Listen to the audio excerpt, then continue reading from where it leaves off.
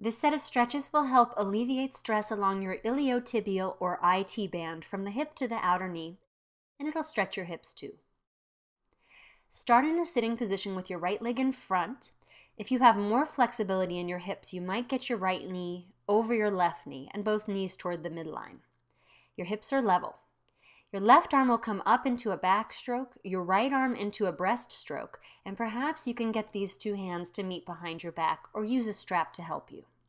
With a long spine, fold forward. You'll wind up holding here for a number of breaths. And then you can release the hands but stay in the forward fold for a little bit longer.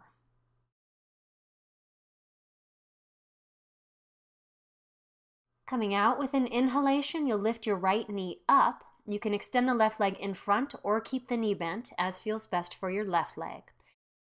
Your right hand comes behind you, and your left hand will hold the right knee, either on the outer edge of the knee or using the elbow. You're looking back over your right shoulder and sitting tall. When it's time to unwind, take your hands over to the left and transition into a lunge with your arms inside your right leg.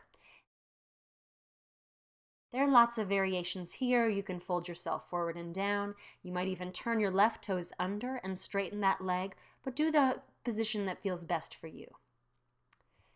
Coming out, we'll line up the right knee right over the right ankle, and then maybe lift up into a lunge here. Hands could be on the knee or overhead or out to the sides, but of course it would be fine just to keep the hands down on the ground. Coming out, hands to the inner edge of the foot, and then you'll transition into a straddle. Line up your pinky toes parallel to each other and fold forward with a long back. Take the left hand to the left hip for a twist. It could also extend up in the air. What's important is that your back is long and your knees are slightly bent, so it's not too much for your hamstrings. This twist goes in both directions.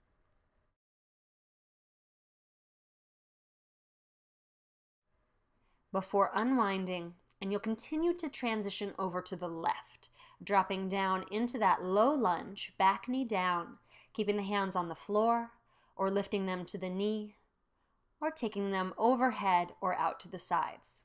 Good stretch to balance the interplay between your left leg and your right leg and to strengthen your left outer hip.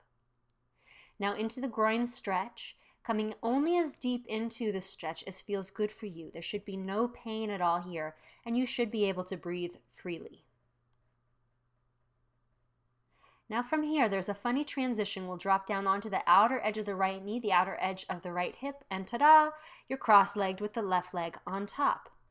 Your cow face fold might involve the arms, right arm into the back stroke, left arm into the breast stroke, and then the fold forward.